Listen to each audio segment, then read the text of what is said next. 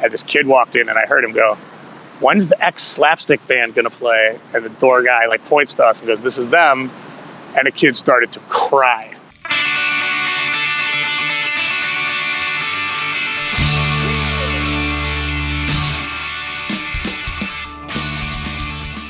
Welcome, everyone, to This Was The Scene, the podcast that takes a look back at the late 90s, early 2000s punk rock scene. I am your host, Mike Doyle. Slapstick was a punk band from the Chicago area that was primarily active from 93 to 96. They were started by a group of friends from the Elgin area, I hope I said that right, and the group took inspiration from bands like Arby and the guttural punk vocals of Crimpshine. This is all according to Wikipedia, by the way. I'd also like to throw in there that a lot of these dudes were huge 15 fans, so they pulled a lot of inspiration from that as well. They went on to form bands such as the Broadways, Tuesday, the Lawrence Arms, Honor System, and Alkaline Trio. Fun fact, the Broadways and Tuesday spent a week playing shows in Jersey in late 99, where my old band got to play a bunch of shows with them, and then we did our last tour with Brendan's band, the Lawrence Arms, for almost 2 months in late 2000, which was probably one of the best times of my life. And I personally learned some life lessons from these guys being on the road with them, because I felt they were kind of plugged in a little bit more to just life in general, and I wasn't.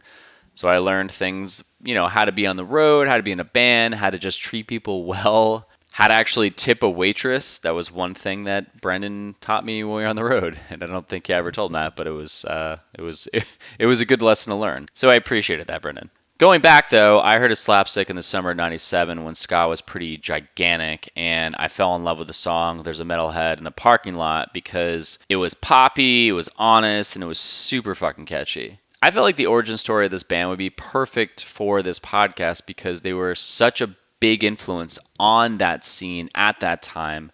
So I reached out to Brendan to see if he'd like to reminisce, and he said, yep, and then this is what we talked about. His punk rock babysitter as a child, his psychedelic music recordings with Chris from the Lawrence Arms, not knowing what ska was before joining Slapstick, the Chicago scene, how the band formed, how he established his vocal style, his love for the Goo Goo Dolls, getting signed to Asian Man, what broke up the band, no one liking the Broadways, forming the Larry Arms, the Slapstick reunion shows, his Twitter account Nihilist Arby's, and a ton more. This week's episode is sponsored by Southern Tier Distilling Company.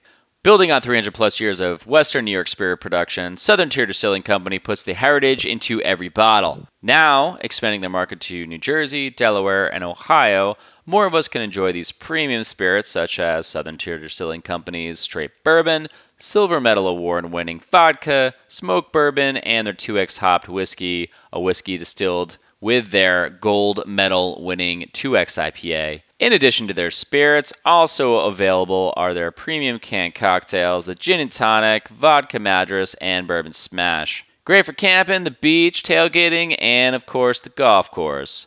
Available at most Buy Right, Shop Right, and Joe Canal, I still don't know if I'm saying this right, locations. Or just ask for Southern Tier Distilling at your local liquor store. Check out Southern Tier Distilling at stdcspirits.com and follow them on Instagram at Southern_Tier_NJ. Southern Tier, why the hell not? Now, before we begin, I'd like to mention something that caught my attention on Facebook this week, and I just want to bring awareness to it.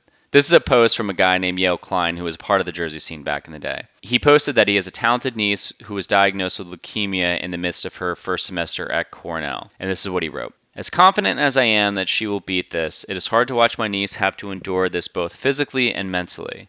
It is almost as hard, especially being a parent, to see my sister and brother-in-law work through this. Shout out to my nephew, who has been a real trooper and an amazing little brother. It's awesome. Anyway, Marley has started a fundraiser for her 18th birthday, and I wanted to share. It is donations to a foundation that helps with a variety of items related to leukemia and beyond. Parentheses, of course she is asking to help others, end parens. She is my eldest niece and the type of person I hope my daughter aspires to be like when she is older. So basically, Marley has leukemia, and she has a page that she started to help other people with leukemia raise money.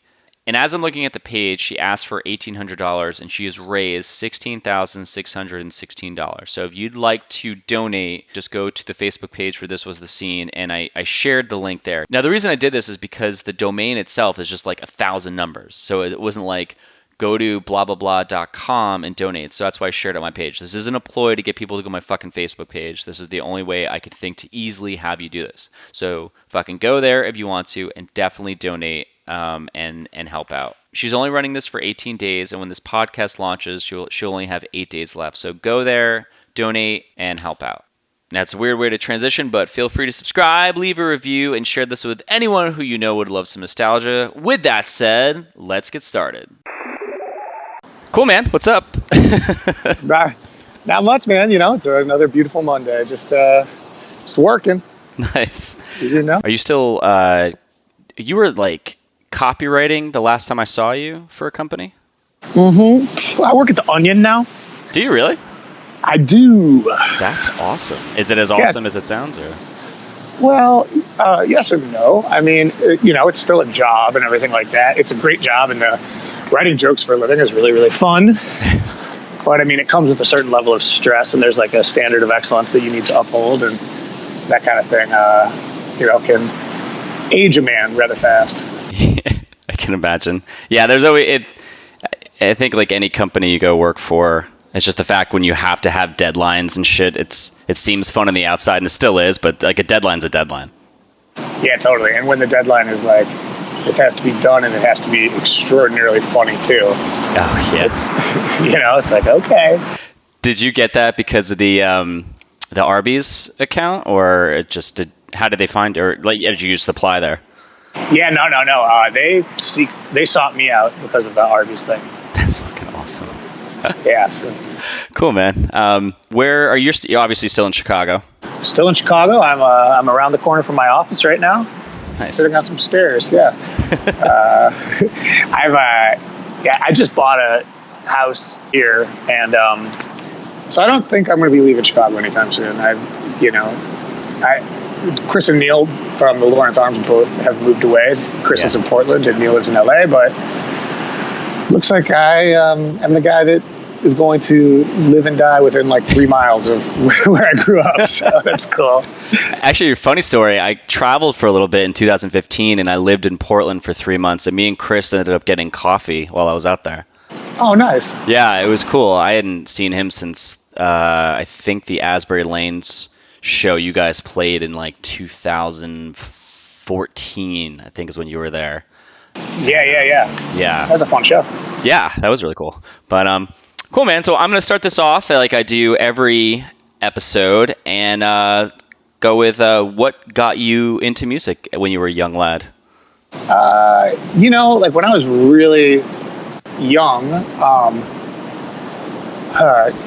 like I wasn't the most popular child. I was always like very like in my own head, and like I kind of learned to read at a very young age, and I was kind of reading big books by the time I was in kindergarten, and I'd go to like a special class, or it'd kind of just be me and the other two kids that knew how to read, and that makes you very popular with other kids. And so like my pursuits were basically all like sort of internal, sort of more intellectual pursuits. And, you know, like it was the 80s, and I had like a little radio, and I listened to the radio all the time, and music just was something that I really glommed onto, something I loved. Like my babysitter when I was really little, he was actually the drummer for this SST band called Blind Idiot God, which was like there's like two sides of SST. There's like the Bad Brains and like Black Flag side, and then there's this like weird experimental, mostly instrumental music side, and that's what they were. And he used to come over, and he'd like bring me like Twisted Sister records and Quiet Riot records and Jay Giles Band, and I apologize for this siren. That's fine. This is very casual, so it doesn't matter. I live in a big bustling city, Mike.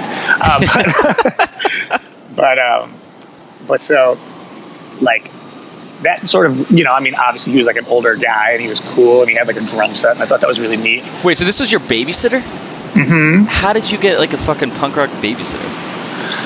He was the babysitter. I don't know. I can't tell you how little I had to do with that decision. But I mean, just like, I mean, you don't have to go too far. Like, was your mom into like music like that, or he just happened to be a fucking babysitter? No, it's like his older brother had been my babysitter, and his older brother like went off to college, and his older brother now like is like a billionaire, like trading international currencies. Like he like decides like how much the dollar's worth versus the pound and stuff like that. And then when he went off to college, his younger brother started babysitting for me. I think my mom and their parents were friends. Okay. And so yeah, but just shows what a great city Chicago. This is all in Chicago too, right? Well, this was in St. Louis, so I was born in St. Louis. I lived there till I was 10, and but Ted really got me into the idea of like liking music beyond just like casually. Yeah. And by the time I was, 6, I was like making my own like sort of like DJ shows and stuff like that, where I'd like play songs and I'd talk between the songs and like do these whole cassettes. And I didn't really have anyone to share them with. I didn't really have anyone to hang out with. So it was all like very, like I was into DIY out of necessity, I suppose. I started like writing music with like, I didn't play any instruments and stuff like that, but started like writing songs, and they're all extraordinarily stupid. But it's been something that's like been a part of my life like since as long as I can remember. I've always just been very attracted to music. I think Ted is probably a very formative piece of that puzzle, but I think it was something that I was drawn to already. When exactly was it? I mean, because I even follow, your posts now and stuff, and you'll post about like Lady Gaga and shit like that. And when we were on tour years ago, you guys were always listening to like different. You guys were listening to like country music, so it doesn't sound like you were strictly into punk rock, but you went in a punk rock writing direction. So like, why did you choose to go that way? Well, so when I moved to Chicago, I moved into a neighborhood called Boys Town, which is now like very nice and fancy, but back then it was still a little bit of a wasteland. And the one establishment around there was Reckless Records. And again, I didn't really have a lot of friends to hang out with. So I would go around the corner to Reckless, and I would just take my allowance money and I would buy tapes, right? And I didn't have like an older brother. I mean, like Ted lived in St. Louis. He was gone, and so I just buy these tapes kind of based on the covers, because I was a young kid, I was 10, and what am I going to spend my money on? I'm not spending it on, drugs and beers, so I had nothing to buy but tapes. And so I just like sort of amassed this collection of like bizarre, because Reckless was like a like alternative kind of record store. Yeah. And I amassed this collection of various tapes and stuff, and I didn't know the difference like in genres or anything like that. Like, so I would listen to Poison, and then I would listen to Minor Threat, and I thought that they were both kind of the same, and like Naked Raygun and Bad Brains and like all Mother Love Bone. I mean, some really dumb bands and some like weird kind of funk bands and some metal bands. But the stuff that I gravitated to the most was like sort of more the punk stuff, right? And what was it about it though? Like, why did you like that? I can't really say. It was just like that was what spoke to me more, but I didn't really know that. Like, I didn't have like a delineator to fucking realize that like the stuff I liked the most was all similar. Because to me, Jawbreaker doesn't sound anything like Gorilla Biscuits. So I would never have put those two bands in a category. I would have put Jawbreaker in the same category as Mother Love Bone, at that time, just because it was like sort of like melodic and like guitar focused. But then I got Bad Religion, No Control, and I heard that, and I was like, well, these guys are fucking nerds, but they're also tough as shit, and this is like the best sounding music I've ever heard. I'm doing this. And that was like a real, like, that record's like 24 minutes long, and it was like, I remember pushing play on the boombox, and I remember the tape stopping at the end. Like, that was such a, like, life-changing event for me to hear that tape. And, did you find, like, before that, because that's, like, I think that's a really, like, obscure statement. I remember when I was little, I would have these tapes like Tone Loc and shit like that, and I would just listen to like the single, and that was it. I wouldn't listen to the tape. And when I started listening to a tape beginning to end, because I heard my friend do that, I was like, wait a minute, you listen to other songs that aren't the singles. So I think that like by saying that is like a pretty strong statement. It's like when you did listen to a whole album that wasn't, and they weren't on the fucking radio. No. I mean, but even back then, and the last thing I want to do is make it sound like I was like some sort of like hip, cool kid that knew what the fuck was up. I didn't even get that, man. Like the idea that it was like, oh, there's the one song and it's the best one and that's the one you listen to. Yeah. I'm just like, I've always been like a pretty naive guy, and I'm like, oh, this is the record, you're supposed to listen to the whole thing. Huh. And maybe that's from Ted showing me all these records back in the day from front to back, and I've just like never thought about this before, but yeah, it never crossed my mind to like just listen to the one song. Huh. Yeah, I don't think it was like, I think it was just my the way that I saw things as a kid with MTV was always just it was the single, and then that was the hit that was on the radio. So the way I was listening to music was there was the one song, and then the next song will be something completely different. But it was like such a hit. So when I got a tape, I'm like, oh, there's other songs in there. But yeah, but you probably also had somebody to talk about that way. Yeah, I did not. I don't know, man. I was definitely not a very popular person either, so I think I could relate. Yeah, but I mean, so like, yeah, and then from there, that's when Chris started playing the guitar. Chris from the Lawrence Arms, and he's like been my best friend since we were kids. This was a little later when I, developed some friends, and I was like, oh, that's gonna make him even more cooler than I am. I have to start playing the guitar too. And from that point, we started playing music together, and it's like, and it just ended up being kind of punk rock because I guess we weren't good enough to play anything else. Yeah. And first I played music with my friend Nick, who's the guy from Wandering Birds, and okay. And he's like into like really esoteric, like I think he was really listening to a lot of like Captain Beefheart and the Beatles and stuff like that. And he's got a really like sort of psychedelic sensibility. Yeah. And so that was like my first taste in making music was with him, and he was just like, he was a kid that when he was 12, he had a 4-track and he already knew how to use it and like slow shit down, and we were making like very tripped out, like stonery, dumb songs. And then once I heard No Control, Chris and I started playing more like punky kind of stuff. But it wasn't until I met the dudes in Slapstick, those guys taught me what the word punk rock meant and explained to me which bands were punk and weren't. I had no idea until I met those guys. So how did you, and real quick, like I actually remember when we were on the road, you and Chris had like tapes of the early shit that you recorded, and it was all like trippy psychedelic stuff. It was just like you guys just got in a room. I think you like got high and recorded it. Was that right? That is absolutely correct. Yes, 100% correct. We would get high, and it would be like we'd set up as a 3-piece. I'd be on the bass or the guitar, Chris would be on the other, Nick would be on drums, and then we'd all have microphones, but I would do most of the singing, and it would just be sort of like improvisational.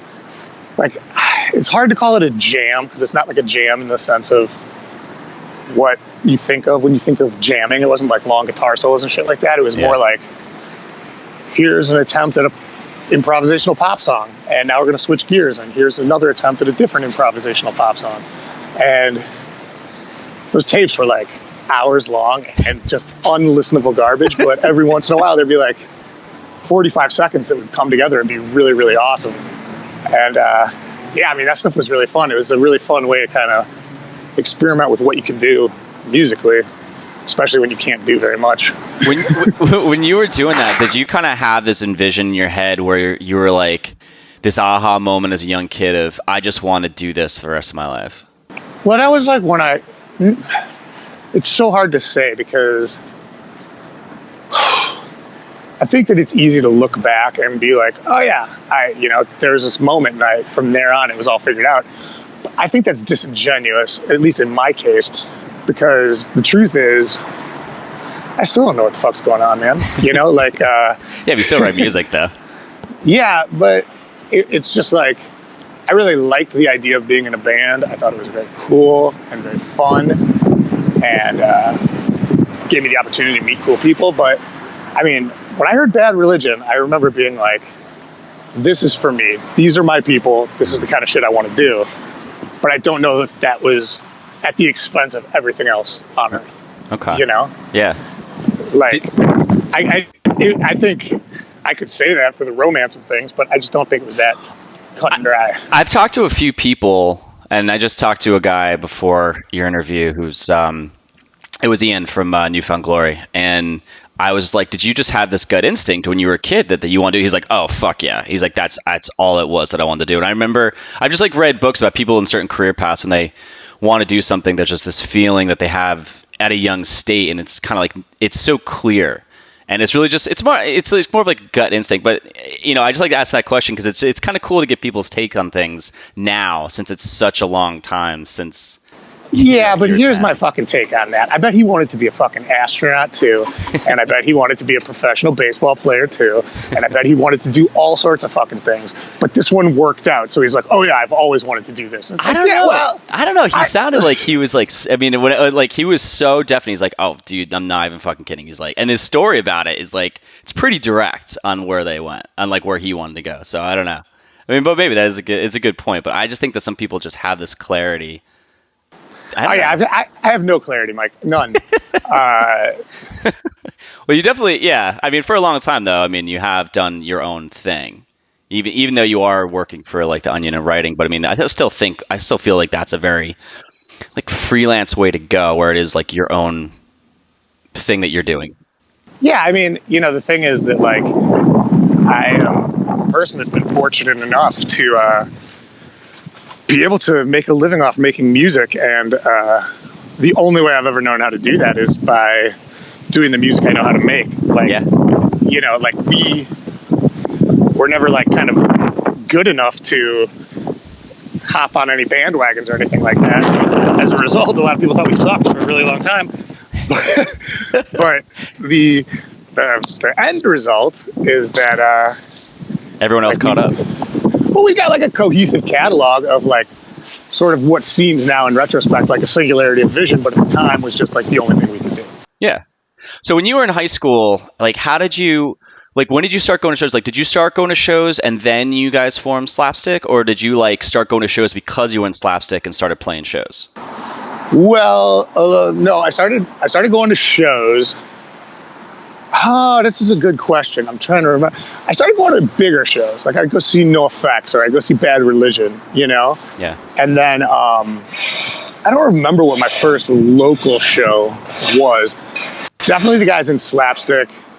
Well, I mean, Chris and I were in a band called Glad Hand, and we played with a band called Slugbug, which was Matt and Rob from Slapstick, band before Slapstick. And that's how I hooked up with them. I guess they liked the way I sang, and they were starting a ska band. And at the time, I remember very specifically being like, I don't know what ska is. And they were like, it's like Operation Ivy. And I'm like, oh, I know what Operation Ivy is. That's cool.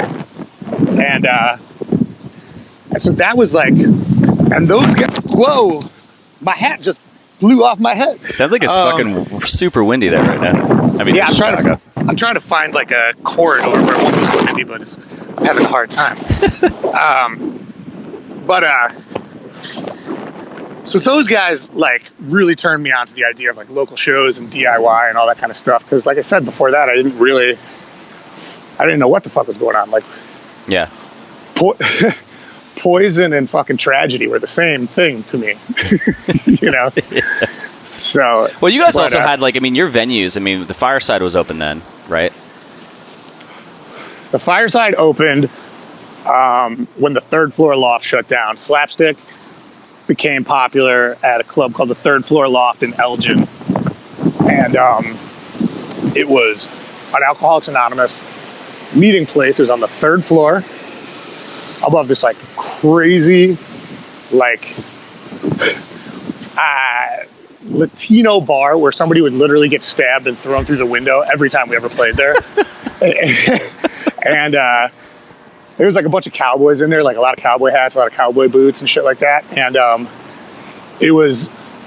that place was where I guess I first started playing a lot of shows. That's where we got an audience, and like that's where I like met all like the Apocalypse Hoboken guys, Oblivion, the Meshuggahs, Smoking Popes kind of is a little bit different, but that's not important for for these purposes. And then when that closed down, Brian Peterson, who ran the third floor, opened up the Fireside as a music venue. And wow.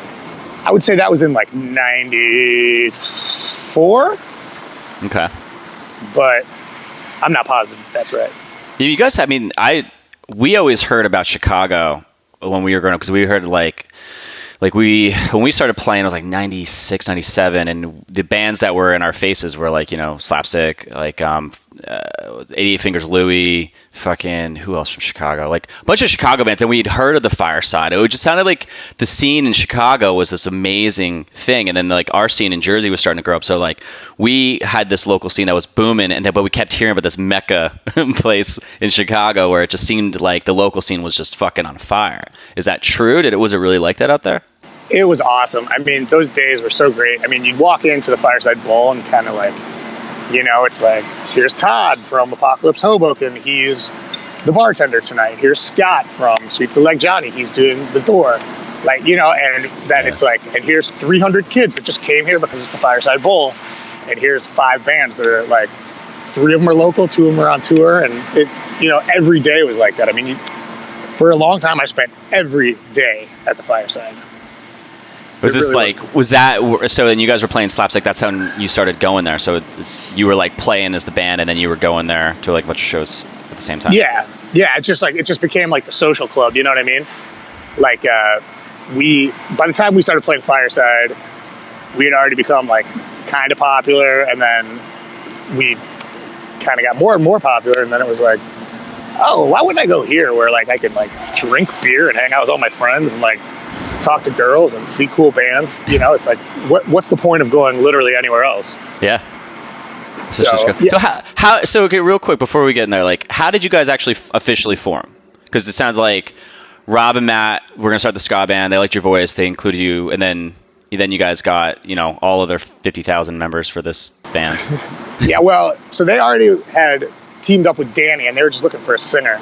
And we played this show, and I called Matt because Slugbug had these very professional demo tapes, and I wanted to know where they got them made. And he sort of slipped in that he was starting this new band, needed a singer, and I was like, oh, if you need a singer, I sing. And I kind of expected him to be like, ha, ha, ha, ha. But instead he was like, oh, word? Cool, great. And I went over there, and it was like, the first practice was really fun, and it was just the 4 of us. And our first shows actually was as a 4-piece. Oh, shit. And then we got some horn players, and they're like band nerds and very nice guys, but like there's a marked difference between the horn section and like the core of the band. And then once we started to get a little more popular, Pete, who had been in this band called Hoodwink, was like, I'll play with you guys. And we were like, oh my God, this guy's cool. And he plays horns and he can sing. This is great. And then we saw the band Drop Jaw play at the third floor. And Dan Hanaway was the singer of Drop Jaw. And then one song he pulled out a trumpet, and he was like a great trumpet player. And we were like, if we could get that guy, then we can wheel these band nerds and have like a totally cool band all the way across the board. And we did. And so that's hilarious. Yeah. So I didn't know that Dan sang, because I remember I'm kind of jump around here, but like I remember when Broadways formed. I mean, he was singing, and I'm like, oh, that's cool. I didn't realize that he had sang before Slapstick, and then he was in the Slapstick as the horn player, and then he got to sing again. Like, I just thought he jumped into songwriting in that first song on the Broadways CD, which again I'm gonna go into more later. But I was like, fuck, man, that guy can write a good song.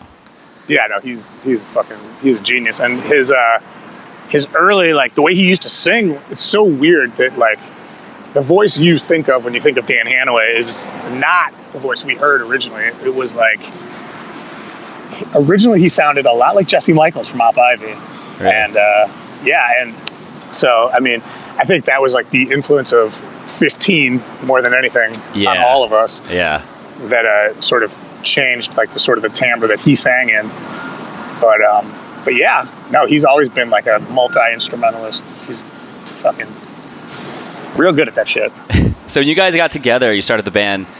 Do you remember your first show? Yeah, I was at Number One Soul. It was a burrito place in Elgin. I don't remember how many people were there. I don't remember who else. I think Hoodwink played, actually. Yeah, I mean, I remember being excited that we had played a real show. You know, it wasn't, at that point, I didn't have like the acumen to be like, oh, that was a good show or that was a bad show or I wish the crowd had been more responsive or anything like that. I was just like, holy fuck, we played a show. You know, and that was really cool. How were you when you played? Like, did you, because later on, obviously, you got more comfortable on stage and had a presence, but in the beginning, did you have the same kind of attitude or were you just, was it like, shit, this is kind of scary? Well, when I first started, when I was in that band Glad Hand with Chris, I was so terrified to play, but something about being in Slapstick, like, for one thing, I didn't want to let those guys down. And for another thing, they were like a band with a vision and like, there was like something on paper that we were trying to do kind of, and that made it a lot easier to not be quite so nervous and in my own head. It was I mean, I can't give those guys enough credit for like the way they like shepherded me into this whole thing. If it wasn't for them, I would still be just like some dork in some crappy jam band, you know? You got a super distinct voice, and like your singing voice doesn't sound anything like your regular talking voice. Like, how did you develop that? Well, I used to try to imitate Joe from the Dead Milkmen, who's been one of my favorite bands since I was a little kid. And I sang like that, but like, you know, that like kind of whiny nerd shit, it doesn't sound good until like you're good. You know, like if you're just like in a bad band and you're singing like that, it sounds fucking awful. So one day I was listening to the Goo Goo Dolls, and the old Goo Goo Doll stuff was like really very punk. And Robbie, the other singer, the singer that most people probably don't know, he has this really cool raspy voice, and I just decided to imitate it one day in practice at a Glad Hand practice, and the band was like, "Whoa, you should do that. That is way cooler than what you've been doing." And so I did, and here we are. Holy shit, I could totally fucking see that. I remember listening to the first Goo Goo Dolls, or not the first one, but the record when Name came out, but then Robbie, they'd still have him singing, because he was like the original singer, wasn't he? Yeah, he sang on the first 3 records. He sang more songs. Yeah, and then like the other guy came along, wrote like Name and all these other songs, and that's what got him to this, you know, huge status. But it kind of pushed him out of the way almost. But I could so fucking hear the similarities there. That's crazy. Oh man, if you go back and you listen to the first song on "Hold Me Up," it's a song called "Laughing." And if you played it for somebody and were like, "This is an early Lawrence Arm song," they would 100% believe you. No shit. Yeah. That's because the Lawrence Arms is based on that record. Well, that was the funny thing. I saw that interview you guys did. Was it Noisy? Like, there was a video interview that you just did within the last year, or like, no, the last couple months. It's with AP. Yeah, that was it. And like, I remember listening to that part, and I'm like, that's crazy. I would never have put that together that you guys were Goo Goo Dolls fans. Oh yeah, I mean, they were fucking awesome to us, and I mean, Chris and I were like ride or die for the Goo Goo Dolls, and then, you know, Iris came out and we're like, oh, what were we saying? No. We like Jawbreaker and Bad Religion, Minor Threat, you know? That was actually the time where I started to like the Goo Goo Dolls, so we're on a completely different plane. Where did you guys actually get the name Slapstick from? I just showed up one day and Matt was like, we're going to call the band Slapstick. And I was like, okay. I mean, that, like, I think that's the funniest thing because I did, like, you know, I used to do that blog all the time. And one of the things I wrote that a lot of people responded well to was I was like, here's 5 questions in an interview that I can just give you the fucking answer for now, no matter what band it is. Yeah. And with where'd you get your band name? The answer is always a couple of fucking dildos sitting around a practice space throwing out names, and somebody throws something out and everyone's like, yeah, I don't hate that. And it goes all the way around. It's like, that's your name. like, there's never been a band that's been named any other way. Yeah. I think that the key thing is they're like, oh, that sounds good. I like that. Mine was always, if I could say it to my mom without cringing, then I felt like it was a good name. And I was like, yeah. So when you guys started playing, how soon after did you guys get signed? Was it Dill Records first and then Asian Man? Dill, and then Dill became Asian Man, yeah. Okay. We opened up for Skank and Pickle at the Metro. Oh, shit. And I think at the time I was 16.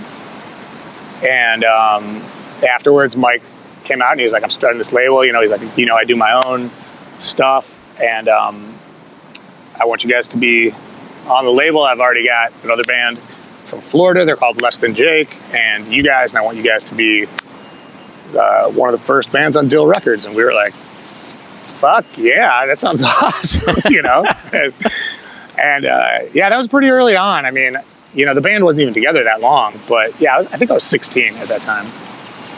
The record came out when I was 17. Where'd you guys record it? We recorded at Sonic Iguana. Oh, okay. With Master Genie. Okay. Would you, like, when you guys went in there, like, how solid were you guys as a band? Like, I mean, yeah, like how tight were you when you guys would play? Slapstick was an extremely tight band. I take no credit for that. I mean, I just sang, but like Robbie and Matt and Dan are like monsters, and then Hanaway and Pete are like virtuosos, So it's like the band was very locked in, always. So you guys recorded it, you put the first record out, and then like how soon did after that you guys go on tour? Immediately. I mean, we were already doing like weekend shows and stuff when I was 16. I remember we went to Canada. I think I was 16, and I think back about that now that I have kids, and I'm like, that's fucking insane. My mom let me and my dipshit friends like pile into like a GMC Jimmy and a Jeep. Oh, you guys didn't have a van. Jeep. No, we just with all the gear, just 2 cars, fucking trucking up. But we started touring like before that record was even out, and then we started really touring. The first like real tour we ever did was out to Denver and back, and it was Skank and Pickle in 7 Seconds. And you toured with them? Yeah. Holy shit! And we were young kids. I think that was between my junior and senior year. So that summer between junior year to senior year? Yeah, in high school. Yeah. And we did that. And that was like the first real tour. And then when I graduated, because when I graduated, I took a year off before going to college, and we toured that whole year. So like I was going to ask so many questions here. Did you guys how soon after you started touring or playing shows, did you start to notice that a lot of kids were showing up? Well, on the 7 Seconds tour, obviously we were just an opening band, and it was really hard to gauge, and it was really hard to know because there's nothing to measure it against, Yeah. But I remember when once Look It came out, and we were out west, I believe we were in Arizona, and these kids started coming up with the tape and asking us to sign them before the show. I was like, you guys fucking have this? How did you get this? This is crazy. I know exactly how long it takes to drive from Chicago to here. It's long. I just did it. And I think that there was people that knew our songs a little bit on that first 7 Seconds tour, but it was really when after I got out of high school. I mean, all this being said, it's in Chicago we would play to 1,000 people that knew every word to every song, you know? So we had a local audience that was really great, but I remember, I believe it was in Phoenix when these kids came up with the tapes, and I was like, holy fuck. And then, from there, it was just I mean, the band wasn't around very long, and we never got, huge, but we got kind of big very fast once it all started happening. Yeah, I heard about you guys the first time we played a show in Jersey, and this band went on, a couple bands, in the beginning. I mean, every show in Jersey was 10 bands for some fucking reason. And these guys went on, and the guy someone was like, yeah, these guys remind me of Slapstick. Like the singer really is kind of mimicking Brendan, and that's where I first had heard of you guys. I was like, oh, who's Slapstick? And then I ended up listening to when you guys had the Green album out with like the star on the cover, like after you broke up. Yeah. And I think I opened the artwork and I saw a picture of you, and I was like, holy shit! Like that guy literally like had mimicked your hairstyle, your fucking and years later it ended up being you guys were on tour as Lawrence Arms, and you stayed with me in Canoga Park. Remember that when like my roommate stepped on your pillow? Yeah, we went to Denny's. Yep, we went to Denny's. Yeah, I remember. And but the guy who was your roadie, that was the dude. Oh, Mike Maxner. Yeah, and his band was Supermarket All-Stars. That was it, Supermarket All-Stars. Holy fuck. Yeah, totally. Yeah, because we saw them right after you guys had broken up, and that's when I got your record afterwards. I was like, fuck. I'm like, why did these guys fucking break up?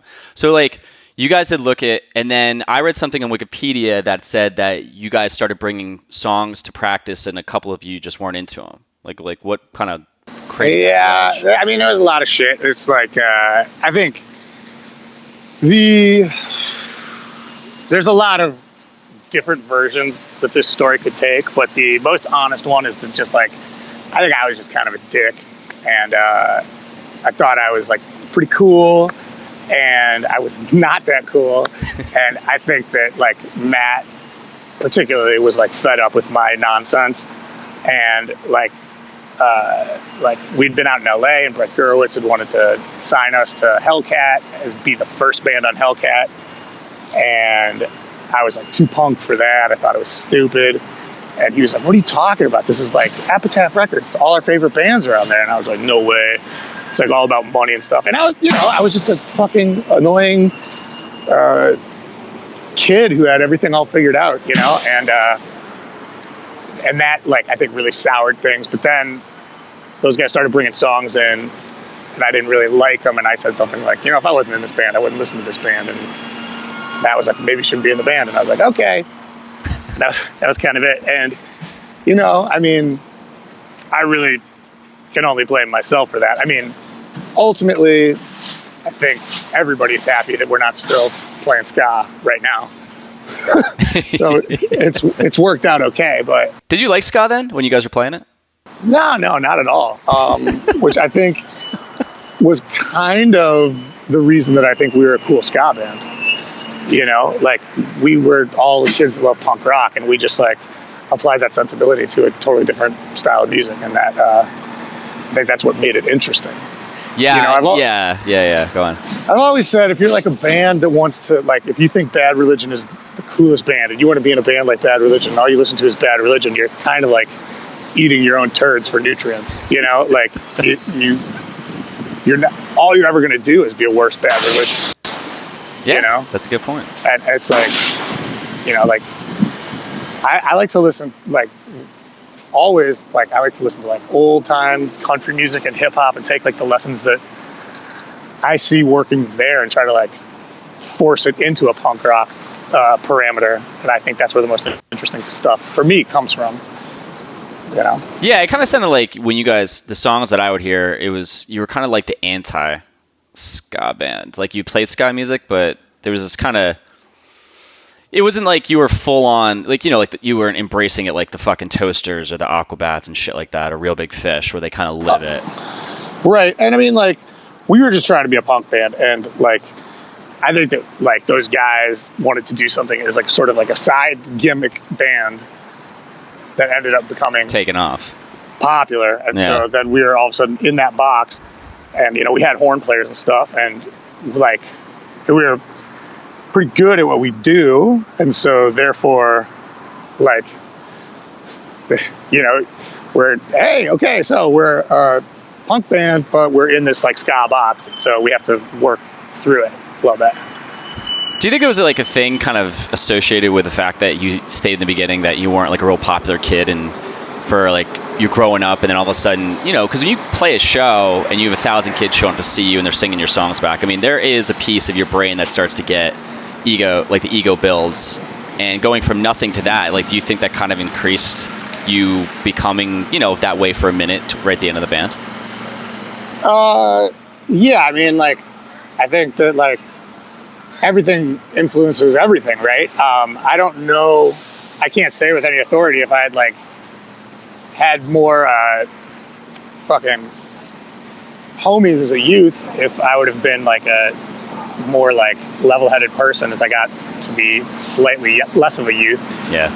I kind of feel like I was still like a shitty teen, you know.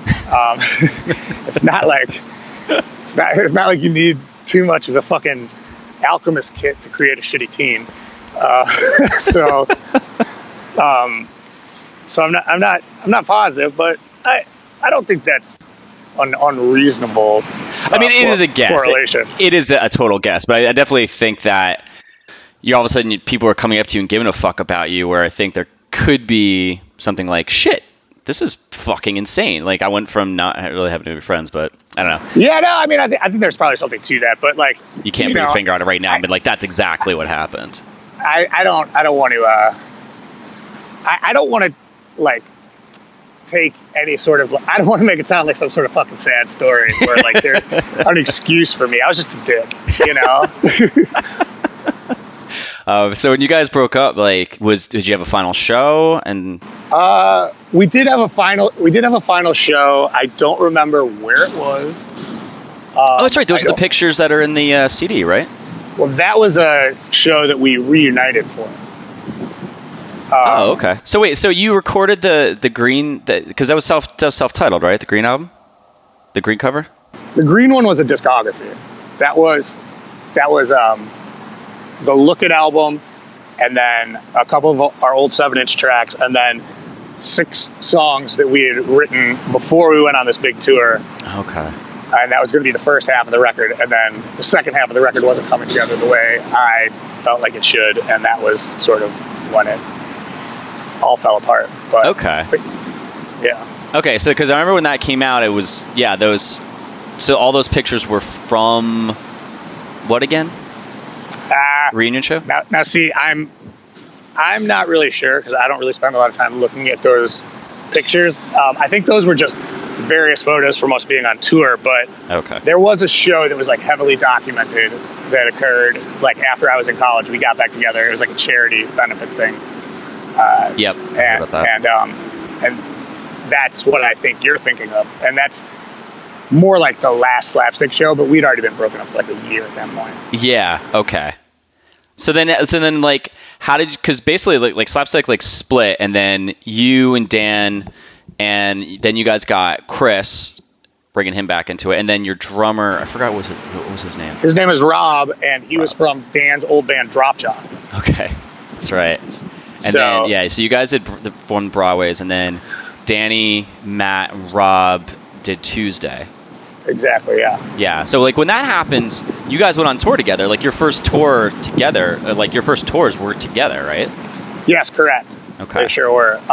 Yeah, I think, I think it was like having an ex, and you still like kind of go over and you guys end up making out here and there. Like, I think we were all kind of scared to like go out on our own, and we knew each other, and it was very comfortable. And like, I love Tuesday. I love those guys. And, it's just there's never any question that we wouldn't do it, I guess.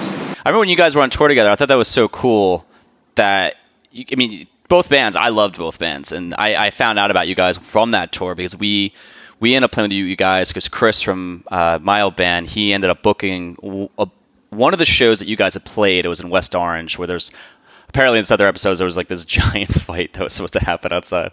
And but you guys showed up and played, and I was like, fuck, like this is really fucking good. And I just always thought it was cool that you guys were just friends that just rolled out, but you then also created like these good fucking bands afterwards. Yeah, that's been something that's I've been fortunate in that sense where like I've always been in bands with people that are like really, really great people. And that's maybe one of the, you're talking about like, was the Chicago scene back in the days of the Fireside, was it really that cool? That's probably the thing I could point to the most to say, yes, it was, is that like, these are all like my friends for life, and even if it doesn't work out like in a creative sense, it's like, I'm still friends with all these guys. And, I feel like there's just something in the fucking water out there, though, because all these bands that came out of Chicago were all like really good. Yeah, well, I mean, the Fireside was a total it was. First of all, it's like there's a few good bands, then like your band has to be good too, or no one's gonna fucking hear you. You know, it's true. So there was that, like, I wouldn't say it was like a level of competition, but it was just like it was almost like Darwinian. You know, like you had to be good or like you'd be done. And then there was also and there was this place where everybody could like hone their skills. Like you could play the Fireside every week if you wanted to, you know. And then there's all these great players, and there's sort of a underdog mentality of like not being New York, not being LA, that I think contributed to a lot of like the really like more brash aspects of Chicago sounds that I think the city's kind of known for in terms of punk rock. Yeah. And I think that kind of shit, it was just like a lightning in a bottle kind of thing, you know? Yeah. Did you guys ever look at cities? Because we, like I said, we would look at Chicago as like this mecca, and we'd also look at, where else we look? Like Southern California, because of, I mean, I guess technically it's Northern California, but like, you know, all the Fat Record bands and shit like that. So, and Epitaph. So California was like a staple. But did you guys have any place that you looked outside of Chicago and said, we can't wait to play there? Yeah, Gilman. Oh, yeah. Yeah, I mean, that was like, you know, that was like 15 and Green Day and fucking No Effects. Like all those bands, Crib Shrine, like Operation Ivy, those were like all our favorite bands. And they were all from this one club. And, you know, I remember at a point being like, man, the Fireside is like almost as cool as Gilman. This is awesome. And now, you know, I think the Fireside's way cooler than Gilman. but you know. Did you play there as Slapstick or as Broadways or Lawrence Arms? Lawrence Arms definitely have played there. Okay. Slapstick never played there, I don't think. And I'm not sure about the Broadways. Okay. I don't think so. I don't know. What was your vision for, like, when you guys got together? Because it was pretty political. I thought Broadways was like pretty in your face. Like, was that? Did you guys have a conversation about that, or just bring songs to the table and say, I just want to write about this? And they're like, oh, well, I'm also kind of writing about that as well. No, well, I mean, like Dan and I just were like really, really, and Chris, we were all really into like 15 and Propaganda at the time, and it was just sort of the natural thing. Like I think we could have written songs about whatever we wanted, but that just happened to be what we all wanted to write songs about. And it definitely came out of an idea of like, you know, we'd been in a ska band, and ska was such a like sort of like disposable, like happy fat guys in dumb hats and Hawaiian shirts scene. And I think that we wanted to distance ourselves from that and be taken seriously as people with something to say. And I mean, obviously the Broadways was pretty heavy-handed, but that was the intentionality, I think. Did you guys record that first CD before you played a show? No, that was the Lawrence Arms that did that. The Broadways did 2 7-inches, one that was on Asian Man and one that we put out ourselves. And we were playing shows even before that. But yeah, we had a pretty traditional like release trajectory. We played a few shows, recorded some 7-inches, put those out, played more shows, then put out the CD. What was everyone's take on you guys when you started like going from Slapstick, then going to the Broadways? Was there like a hard, like, did people follow you, or was there like a hard stop for a lot of people who were fans? Nobody liked the Broadways at any point that the Broadways existed. I think we had one good show in Toledo, Ohio. Yeah, nobody liked the Broadways. It was a very rude awakening.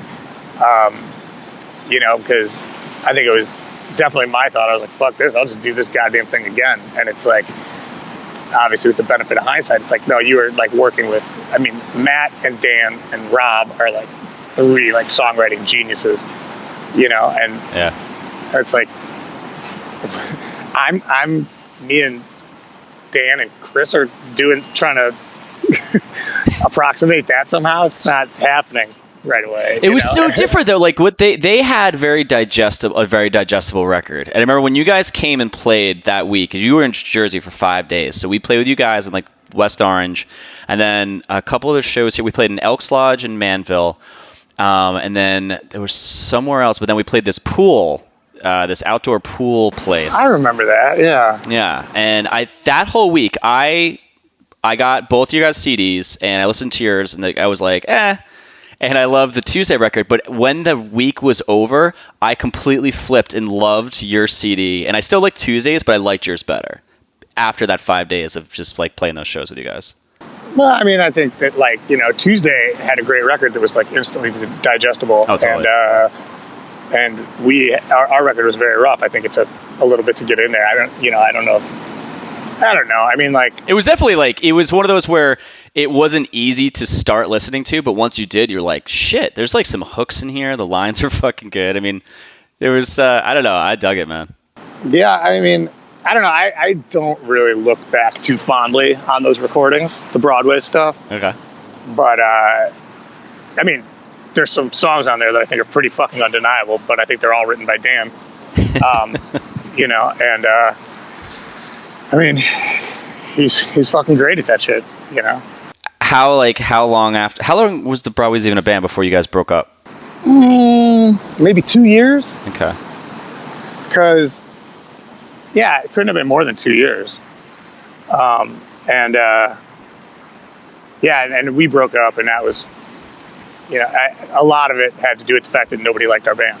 I mean, I think it was just hard to be in a band. It was constantly like, one day we played a show in Santa Ana, California, and we were playing, and the door was right by me, by my side of the stage.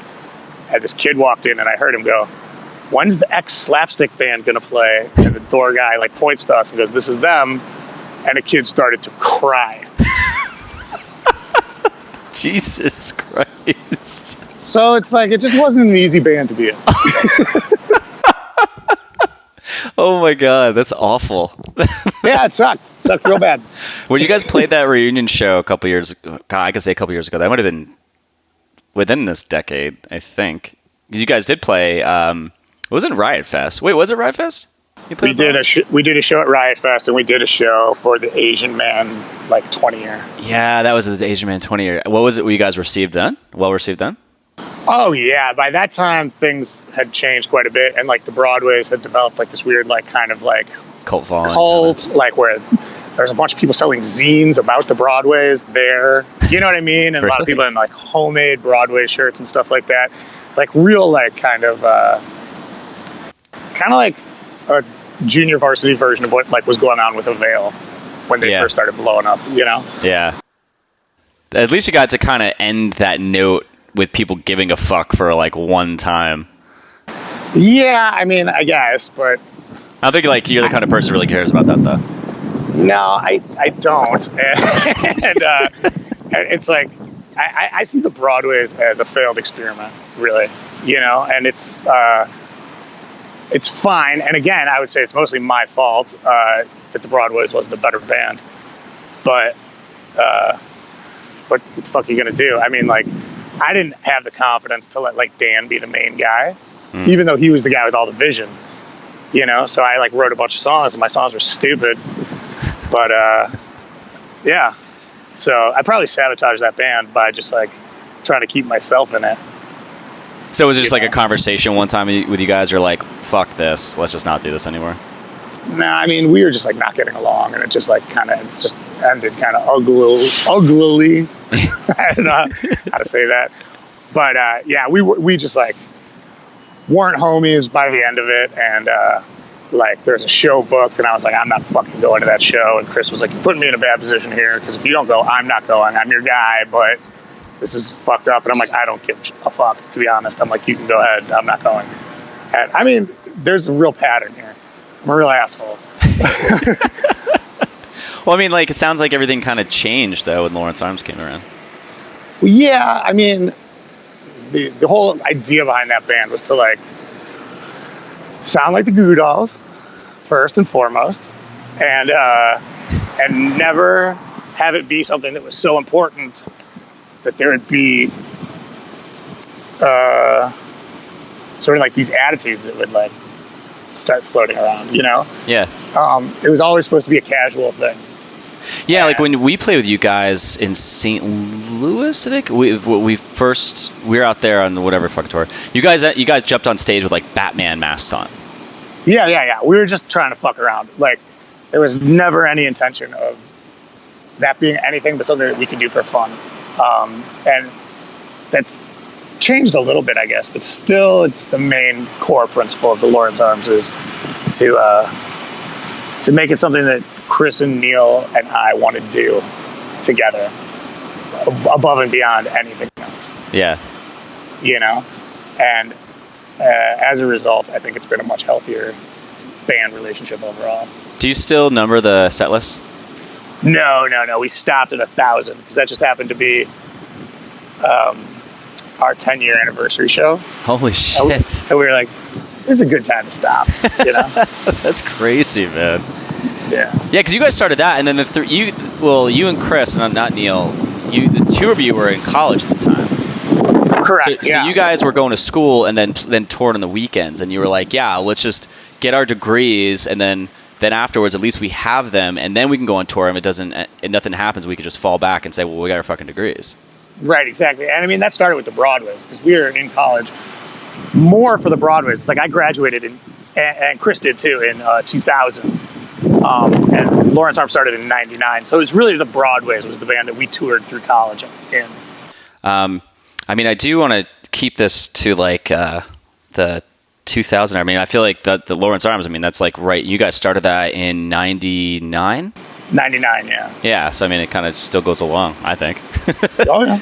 I mean, because we played with you guys, and remember, it sounds like it took you guys a while to get a fan base, but after it's like, we're talking to you a couple times. You're like, yeah, man, it's the same routine. We show up, everyone's like, who the fuck is this? And then we go to the next show. But then I feel like towards right around when like the fest started happening, where I feel like there's this kind of, I don't know if I can like word this right, kind of like this drinking punk crowd where they just show up and they kind of there just to listen to some songs, like, and you guys fit right in that category, and then your fan base became like a really hardcore, like solidified fan base for you guys. Well, I mean, the thing is, and this goes back to everything, it's like when the Lawrence Arms first started, we are still in the shadow of Slapstick, right? Because the Broadways was around that long. So we go on tour with like MD330, and everyone's like, fuck these guys, they're not ska. And then like emo started blowing up, and we'd go on tour with like Thursday and Piebald. Yeah. And nobody wanted to see the fucking Lawrence Arms. One time we fucking showed up at this festival, and we're just, you know, everybody's just like bangs and like black tight clothes and sadness and everything, and we're just like ratty long hair and like flannel shirts and like big jeans with like holes burned in them from smoking in the van, and we're just drunk, and we started playing, and our first song was a song called A Toast. Yep. And after the second chorus, there's a guitar solo, and when the guitar solo started, the audience started laughing, like loudly, like it was a comedy routine. Holy shit! And we were like, oh, well, these people don't like us either. This is cool. This is very different from ska, but kind of the end game is the same. And then after that, you know, we ended up going on tour with like Yellow Card, the starting line, and at that point, obviously we don't fit in with that crowd either. So it's like there's a long time of the Lawrence Arms being this band that didn't fit anywhere. And then I guess it was like we put out like Greatest Story Ever Told, and then Oh Calcutta, and when we did those records. This is way later than you want to talk about, though, Mike. I'm fine. See, I'll go in that direction. I can do whatever the fuck I want to. I just want to make sure like you're down. I'll ask you all these questions. I don't give a shit. Plus, I want to make, you know, it's been an hour. I want to make sure you don't have to like get back in the office or anything like that right now. I probably do soon, but okay, let's keep talking. I got a second, but yeah. I do want to talk to you about The Greatest Story Ever Told, because I love that fucking record. But so we put out that record, and I think people were like, oh, this is like very interesting. And we put out Oh Calcutta, and I think that really changed the like sort of topography of that fest punk scene, like that record in particular. It just like, it felt like we showed up, and all of a sudden it was like, oh, these fucking guys are the fest guys, and and I would like listen to all these bands and be like, these bands sound like us all of a sudden. That's, and, you know, like we're used to playing with Thursday and everybody fucking hating us. It was like to see all these like young bands that were like, I don't know. I mean, it would be super presumptuous of me to say like listening to us and starting bands that sounded like us, but just like-minded bands. It was very different. Well, I think what also helped too is that around this time in like 2003-ish, yeah, like 'cause I was out in San Diego at the time, like Against Me, it just started to come around.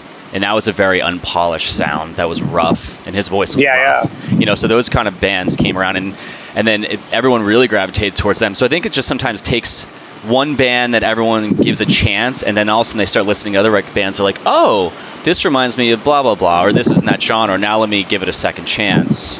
Yeah, for sure. Shit about it. Yeah, and that was definitely the case for us. I mean, it was like, we were very, very hated until we weren't, you know? It's a very just true statement. But like, yeah. When you guys also did that 4-song, the Cocktails and Dreams. Actually, no, Cocktails and Dreams, that wasn't the 4 songs? We did that split with Shady View Terrace. Yeah. Their homies from New Jersey. Yep. And we did 4-song split with the Chinkies. And those two things would come together to be like the majority of Cocktails and Dreams. But okay. That was those records were like, those were around 2000. Yeah, but those two songs. Oh, sorry, go on. No, but that was like where we like sort of found our footing as a band. Was those 2 EPs? Yeah, like that EP, the split with Shady View, like you guys still had that original sound. But when you guys did those 4 songs, it was the 2. It was 100 Resolutions, Chris's song, and then your song about what starts off the American flag. Yeah, Quintuple Your Money. Yeah, like those were such fucking hits, and it seemed. Was it like just a natural progression you guys went now? Because after that, and you guys did the Great Story Ever Told, like Great Story Ever Told, it's a lot of hits, like, you know, quote unquote hits, like very catchy songs, right? Did you guys? Yeah. Did you guys go in that direction with a mindset of let's start writing some catchier hooks, or you're just like, oh, the songs I'm writing nowadays just happen to have these hooks to them? It's a little bit of both. I mean, I think that the main thing is like, so when there's a record missing in there, which is Apathy and Exhaustion. Yeah. And Satellite and all that, yeah. Yeah, when we did Apathy and Exhaustion, like we had always been the kind of band that like was like, oh, this is just like about meandering storytelling. We're not really going to worry about choruses and stuff like that. And by the time we had done those splits, and then we signed to Fat because of those splits. Yeah. We realized, you know what? It's kind of like we just like skipped the part where you learn to paint and you can like paint portraits and just started painting like both eyes on the same side of the face. You know, like maybe we should go back and like try to like write songs like the way people actually write songs. And so it was like as much of a thought experiment as anything else. And then, you know, I mean, every record we do, we try to like sort of evolve a little from there. But, you know, and also it's like, we fucking tinker with what we do and with what works and what doesn't work. And we throw away the shit that doesn't work and we exploit the stuff that does. You know, it's just like this sort of how you learn, you know, how you get better. Were there any bands that were influencing you at that time and you're like, all right, let's go back and kind of relearn some of this? Were you like, okay, well, let's listen to these albums because I think they have something in there that we could take from?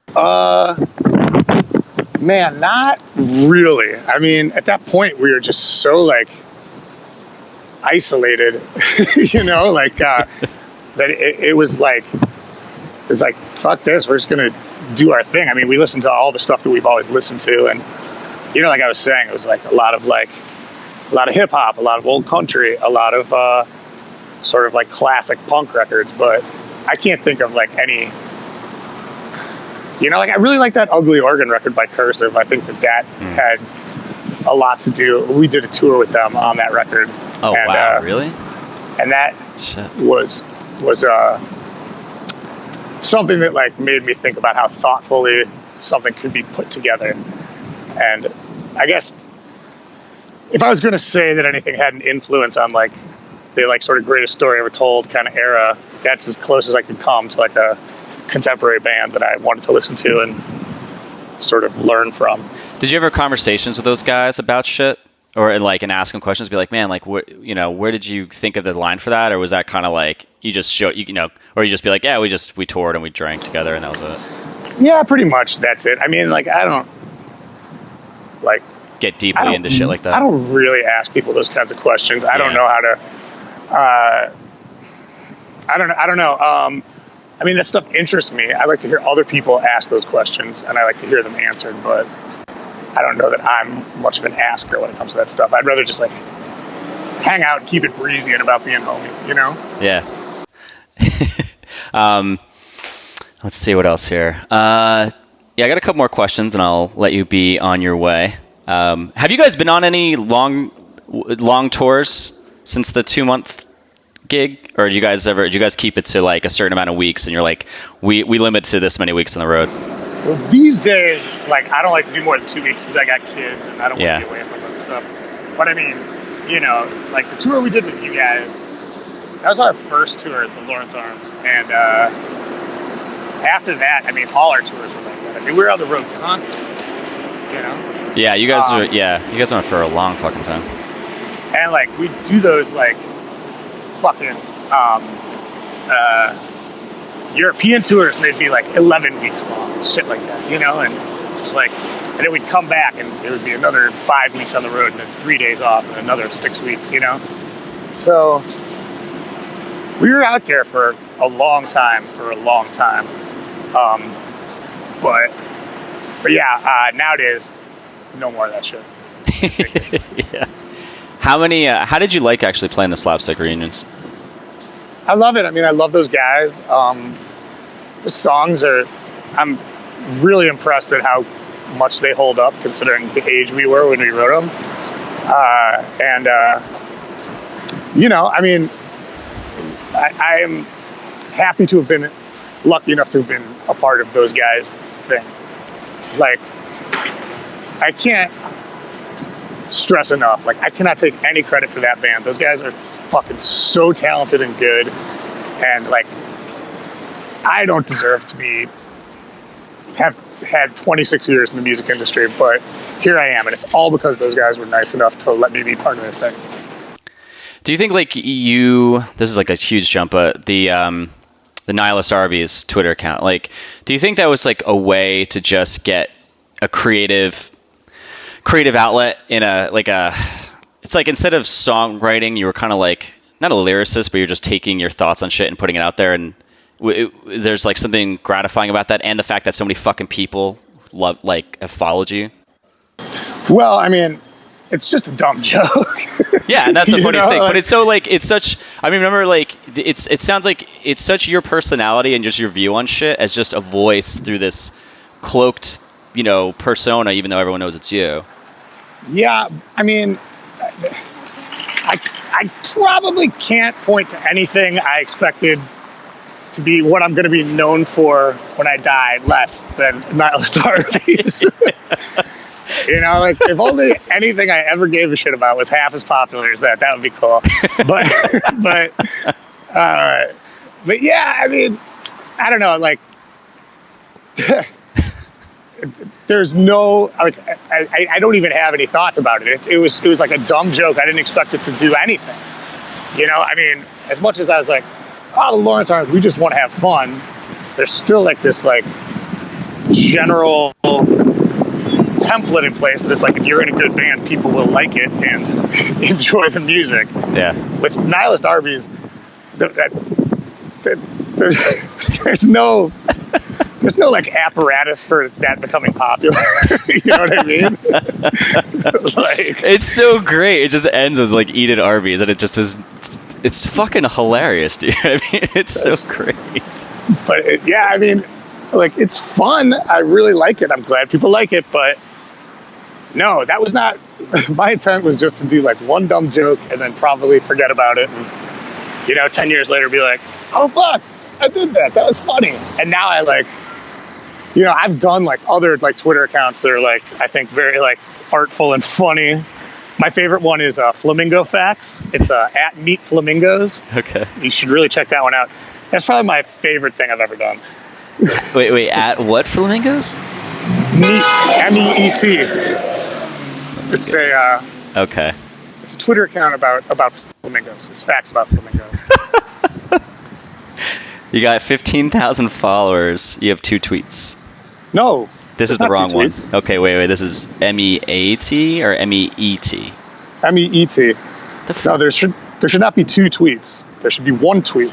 Oh, there is 1 tweet, but it says 2 tweets following 21, 15,000 followers, likes 52. But there is only 1 tweet. There's only 1 tweet. That's weird. It says 2. That's fucking hilarious. Flamingos are fucking stupid. That's fucking great. Do you find any pressure under like the Nihilist Arby's things when people actually started paying attention and you saw like, okay, I've got 1,000 followers. Wow, I have 10,000 now. When you started writing, did you ever kind of second guess when you were writing after that? I think there was a period where I was like, God, I've got to come correct with these fucking tweets. They've got to be funny. But then I stopped caring entirely at a certain point, and I was like, who cares? You know, and that was really quite freeing. Yeah, I mean, once I started caring about it, I was like, you're really off brand here, man. Oh man! All right, a couple more questions. I'm gonna ask you just a couple, and then I'm gonna let you go. But do you go to shows now? I do. I just went and saw Apocalypse Hoboken. Nice. At their reunion show, and then I went and saw Make War the other night. That's a band on Red Scare. Oh yeah, that's your buddy Toby's label, right? Right. Yeah, I do it with Toby. I mean, Toby does most of it, but I am part of it. Oh, okay. I didn't actually know And that. so yeah, I go see our bands whenever they come through town. That's more or less it. I don't like go out and seek out new bands. I can't make that excuse to my wife and children, you know. Is so the Lady Gaga thing, that's legit. Like, you really like Lady Gaga. I've seen her twice. That's amazing. I went once alone, in fact, to see Lady Gaga. That's awesome. I mean, she's fucking. I totally get it. So I think that's fantastic. Yeah, she's awesome. All right, so one question, I'll let you plug whatever you want to at the end. So what scene ethics do you still hold on to this day? You know, it's an interesting question because I don't believe in the idea of any sort of like group ethical thing. I just think the one thing that I've learned in all of this is like you have to be nice to people, no matter who they are. Always try to be cool, because if you're not, then you're making like the world a worse place, you know. And I don't want to say like you never know who you're talking to, because that makes it sound like very goal oriented. But it's just like you got to be nice to people, man. Well, it sounds like everybody. Okay, sorry, go on. Everybody's working towards the same goal. Everyone's just trying to have a good time and like hopefully, you know, do a little fucking rock and roll show to make people's shitty days a little bit better, you know? And if you're there and you're part of that, fucking, we're homies, you know? Okay. So what would you like to tell everyone listening to go check out? Well, I would like to tell everyone that I'm about to put out a record with my other band called The Wandering Birds. Oh, yeah? It's going to come out in the fall. I just finished the cover yesterday. The record is mixed, and it is, I'm really excited about it. It's going to be out on Red Scare in the fall. That's it? That's it, man. I love that first record. That one song about the guy who's basically like a rapist, murderer, or whatever, song 1. I was going to say that's all the songs, but go on. I was like, God damn, that is hard to listen to, but it's really good. I'm glad you like it. I have a good time with that band.